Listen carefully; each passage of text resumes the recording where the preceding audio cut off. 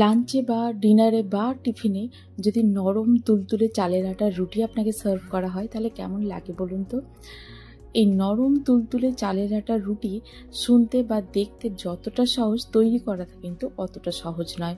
তবে এই কঠিন একটি রেসিপিকে খুব সহজভাবে আপনাদের সঙ্গে আজকে আমি শেয়ার করব। কয়েকটা স্টেপ ফলো করলে আপনারাও এরকম নরম তুলতুলে ফোলা ফোলা কাগজের মতো চালের আটার রুটি তৈরি করে ফেলতে পারবেন। চলুন তাহলে রেসিপিটা শুরু করা যাক।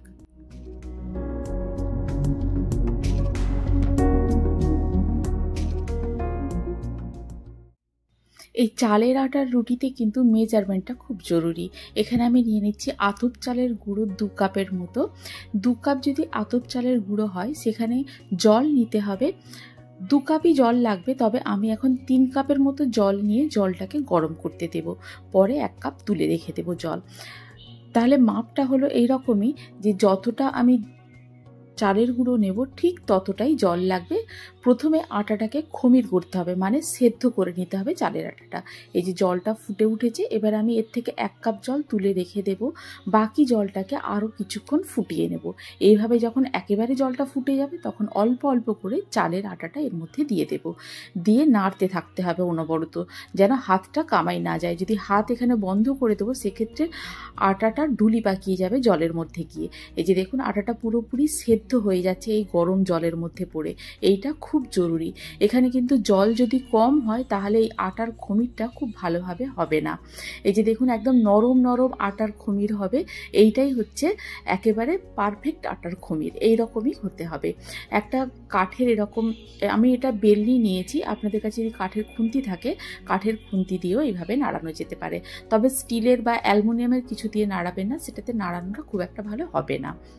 1 থেকে 2 মিনিট এরকমভাবে নাড়াতে থাকলেই খমিরটা আমাদের হয়ে যাবে। এবারে গ্যাসটা বন্ধ করে দিয়ে এখানে ঢাকনা দিয়ে রেখে দেব 10 থেকে 15 মিনিটের মতো। এই 10-15 মিনিটের পরে কিন্তু আটাটাকে ছেনে নিতে হবে, খুব ভালো করে মাখতে হবে আটাটাকে। এই রকমভাবে যদি রেখে দিই আটাটা তাহলে কিন্তু ঢুলি পাকিয়ে যাবে, কিছুতেই আটা ছেনে নরম করা যাবে না। এবারে একটা মিক্সিং বলে আটার যে খমিরটা করে রেখেছিলাম সেটা ঢেলে দেব, আর যে হাঁড়িতে আটাটা খমির করেছিলাম সেটাতে যে জলটা তুলে রেখেছিলাম গরম জল 1 কাপ, সেটা দিয়ে রেখে দেব। যদি দরকার হয় এই জলটা নিয়েই আটাটাকে ছানতে হবে। এখানে বলে রাখি একটা ছোট্ট টিপস, যদি আটার খমিরটা একেবারে নরম হয়ে যায় তাহলেও কিন্তু শুকনো আটা দেওয়ার দরকার নেই। সেক্ষেত্রে অল্প এই যে গরম জলটা রেখেছি হাতে অল্প অল্প করে জল নিয়ে মেখে নিতে হবে। জল দিলে কিন্তু আর পাতলা হবে না, আটাটা ছানা খুব সুন্দর হবে। এই যে দেখুন আমার খমিরটা একদম পারফেক্ট হয়েছে, আমার আর জল দিতে লাগেনি, শুধু আটাটা ভালো করে মেখে নিতে হবে। যে দেখুন হাতে একটু জড়াচ্ছে না, যদি এক্ষেত্রে হাতে জড়াতো তাহলে অল্প একটু জল নিলেই হাতের যে আটাটা জড়ানো আটা সেটা ছেড়ে যেত। এই মাপটা যদি আপনারা ঠিকঠাক রাখেন তাহলে কিন্তু আটার খমিরটা একদম পারফেক্ট হবে, শুকনো আটারও দরকার পড়বে না আর জল দিয়েও ছানার দরকার পড়বে না। এই যে দেখুন আরও একবার আটাটা খুব ভালো করে মেখে নেব, আর একটু হাতে জল নিয়ে এবারে লেচি কেটে নেব। এখানে কিন্তু শুকনো আটা দিয়ে লেচি কাটবো না, কেননা এই আটা যেটা দেখতে পাচ্ছেন সেটা কিন্তু রান্না হয়ে গেছে, সেটা সেদ্ধ করা আটা হয়ে গেছে। এর সঙ্গে যত আমি শুকনো আটা মাখাবো তত কিন্তু রুটিটা শক্ত হয়ে যাওয়ার সম্ভাবনা থাকবে। এবারে এক একটা লেচিকে এরকমভাবে 2 হাতে নিয়ে খুব ভালো করে ছেনে নিয়ে একটা গোল বলের মতো তৈরি করে নেব। এই যে আটা খমির করার পরে মাখা, এইটা কিন্তু খুব জরুরি, এটা গরম গরম অবস্থাতেই আটাটা মেখে ফেলতে হবে। এখানে যদি আমি ঘন্টা 2 রেখে দিই, যদি ঠান্ডা হয়ে যায় সেক্ষেত্রে কিন্তু আটার ভেতরে না ঢুলি পাকিয়ে যাবে, আর সেই ঢুলি কিন্তু কোনো রকমভাবে কিছুতেই ঠিক হবে না। রুটির মধ্যে সেই ঢুলি চলে আসবে, রুটিগুলো পাতলা পাতলা করে বেলা যাবে না, ছিঁড়ে যেতে থাকবে, ভালো করে ফুলবে না, অনেক সমস্যা হবে। সেই জন্য গরম অবস্থা থাকাতেই আটাটাকে ভালো করে মেখে নিতে হবে।